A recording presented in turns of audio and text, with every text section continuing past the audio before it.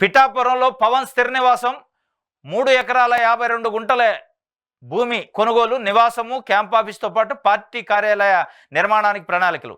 తానేదో ఆషామాషిగా ఇలా వచ్చి అలా అంతర్ధానమయ్యే విధంగా రాజకీయాల్లోకి రాలేదని 10 ఏళ్ల క్రితమే జనసేనాని పవన్ కళ్యాణ్ స్పష్టం చేశారు. 25 ఏళ్ల రాజకీయ ప్రస్థానాన్ని లక్ష్యంగా చేసుకొని తాను ఈ రంగంలోకి అడుగుపెట్టినన్నారు. జయ అపజయాలతో సంబంధం లేకుండా ప్రజాసేవలో నిమగ్నమవుతానన్నారు. ప్రజా సమస్యలను పరిష్కారానికి కృషి చేస్తానన్నారు. అలాగే ఈసారి పిఠాపురం నుంచి పోటీలో దిగ్గానే ప్రత్యర్థుల ఆరోపణలు తిప్పికొట్టారు. గెలిచిన పవన్ ఇక్కడ ఉండరు, హైదరాబాద్కి వెళ్ళిపోతారంటూ ప్రత్యర్థులు ఆయనపై దుష్ప్రచారం చేశారు. కాగా గెలిస్తే ఇక్కడే స్థిర నివాసం ఏర్పాటు చేసుకుంటానన్న పవన్ అందుకు తగ్గ ఏర్పాట్లు ప్రారంభించారు.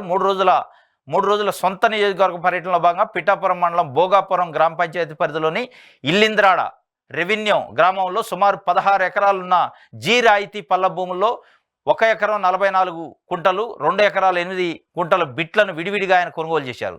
50 లక్షల ప్రభుత్వ విలువకు అనుగుణంగా దస్తావేజులు కొనుగోలు చేశారు. తన తరఫున రిజిస్ట్రేషన్కు ప్రతినిధిగా కాకినాడ నగర జనసేన అధ్యక్షుడు తోట మెహర్ సీతారామ సుధీర్ను నియమించారు. ఇది పవన్ కళ్యాణ్ స్థిర నివాసం ఏర్పాటు చేసుకుంటారట పిఠాపురం నియోజకవర్గంలో. అంటే ఎన్నికలకు ముందు వైఎస్ఆర్సీపీకి సంబంధించిన అనేక మంది నాయకులు, రోజా కానీ ఇలాంటి నాయకులు కొంతమంది పవన్ కళ్యాణ్ పైన ప్రత్యక్షమైన విమర్శలు చేశారు.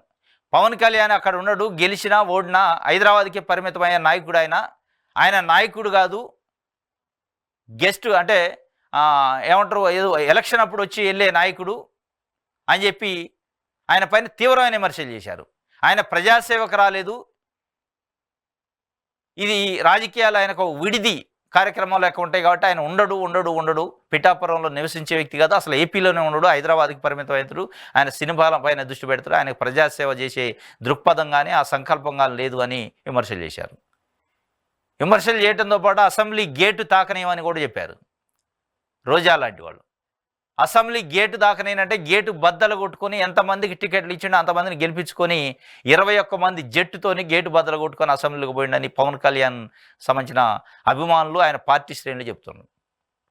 అయితే ఆయన పైన ఎన్నికల ముందు ఏదైతే విమర్శలు వచ్చినాయో ఆ విమర్శలన్నిటికీ పులి స్టాప్ పెడుతూ ఆయన దాదాపు 3 ఎకరాల 52 కుంటల 52 సెంట్ల భూమిని పిఠాపురం కాన్స్టిట్యున్సీ పరిధిలోనే కొనుక్కున్నాడు.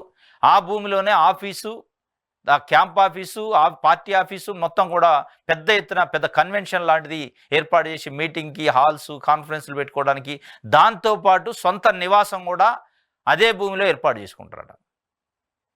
పెద్ద ఎత్తున ఏర్పాటు జరుగుతుంది. దానికి సంబంధించిన ఆ కన్స్ట్రక్షన్ సంబంధించిన స్కెచ్ అంతా కూడా ఫిక్స్ అయిందట. మొత్తం మీద 3 ఎకరాల 52 సెంట్ల భూమిని, అంటే 3 ఎకరాలన్నర దాదాపు భూమిని కొనుక్కుంటే దాంట్లో 2 ఎకరాల పాటు పార్టీ ఆఫీసు, క్యాంప్ ఆఫీసు, ఆ పబ్లిక్ కార్యక్రమాలకు సంబంధించి విజిటర్సు వెయిటింగ్ రూము ఇవన్నీ ఏర్పాటు చేస్తారట. మిగతా భూమిలో సొంత నివాసం ఏర్పాటు చేసుకుంటారు. మొత్తానికి పవన్ కళ్యాణ్ అంటే ఆషామాషిగా వచ్చిన రాజకీయ నాయకుడు కాదు.